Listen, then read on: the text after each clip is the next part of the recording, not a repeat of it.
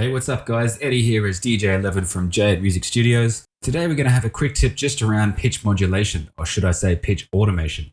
Let's get to it.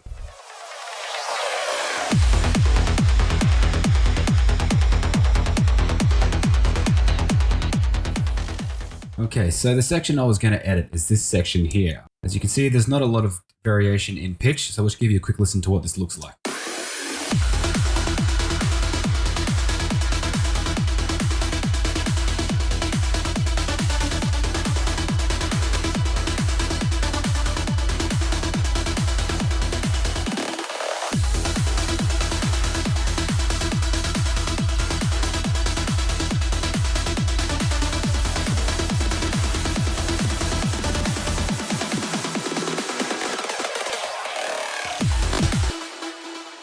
See, there is a little bit of pitch variation happening there and there, but to me, well, the track gets a bit boring over these 16 bars.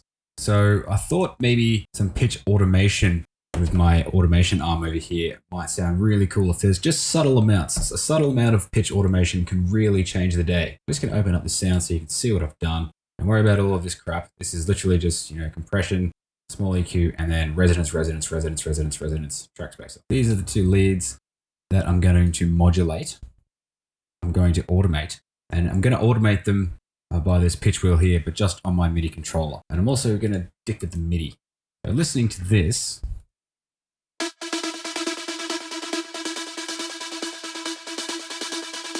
I kind of like how the delay has a lot to do with the MIDI pattern, but I was hoping maybe we could reduce the amount of transient energy first.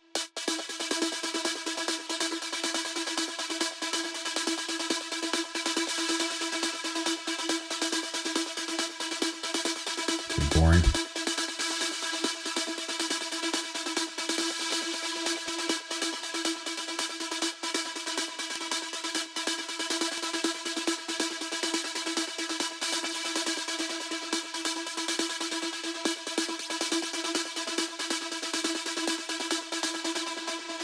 Okay, so I really like how that sort of grooves a little bit more. There's sort of less transient information, and there seems to be more dynamic variation between this part of the MIDI and this part of the MIDI with that delay. So I'm just going to go through and edit all of that up. And I'm also going to change this pitch so it's all playing the same pitch.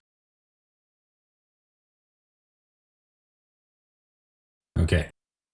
I'm going to turn that off and just do it exactly the same. And then I'm just going to copy the MIDI down. I've got this up so you can see my modulation without the mouse. And I'm just going to play through and record different takes and stop after I do one I like. So here we go.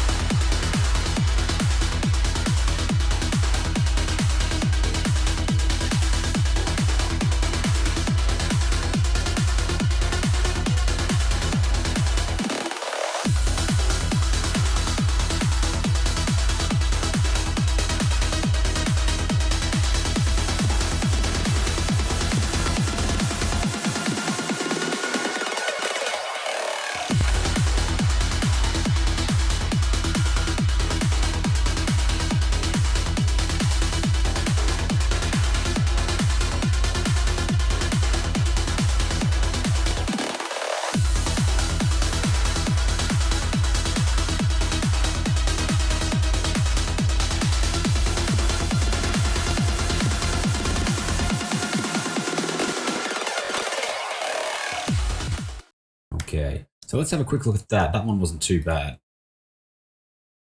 Got a bit of madness happening there. So this is our overall pitch bending. It is square. I don't like it square. There we go. So now I'm just going to have a quick listen to this. I'm just going to edit it as I go along.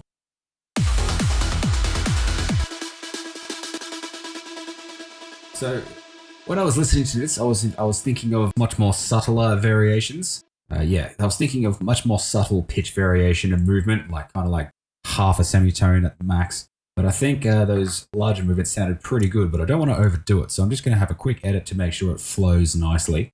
And then I'm just going to copy that movement down to here.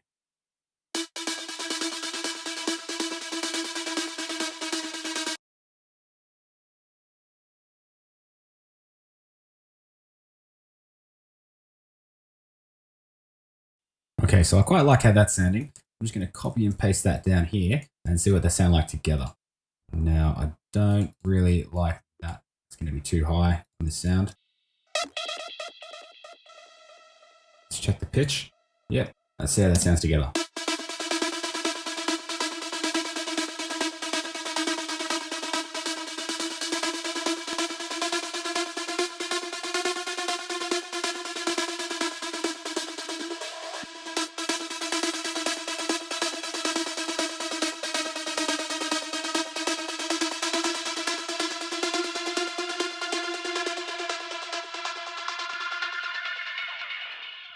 Okay, that's sounding pretty cool to me. Much better than the bland MIDI variation that I had initially. Let's see how that goes in the track.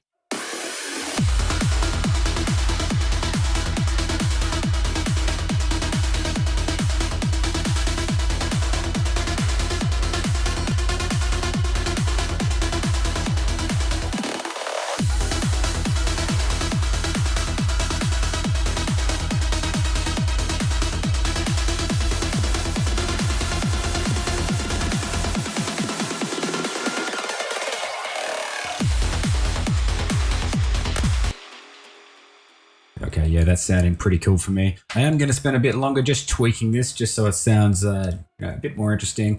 I don't want it to be the same here and there, but I also want it to be a bit smoother throughout these regions. So there you go, guys. That's how you do some pitch automation to create interest during the driving parts of your track. I do think this is an incredibly underutilized technique. It does sound pretty cool, and it's a good way to make some of your leads sound a bit more unique. There's no limitation to what you can do this. You can do this on pretty much anything that you want to make stand out. You can do it even more extreme, or you can do it a lot more subtle. It's up to you, and the world is your oyster with this. There you go, guys. So happy music making, and I'll see you in the next one.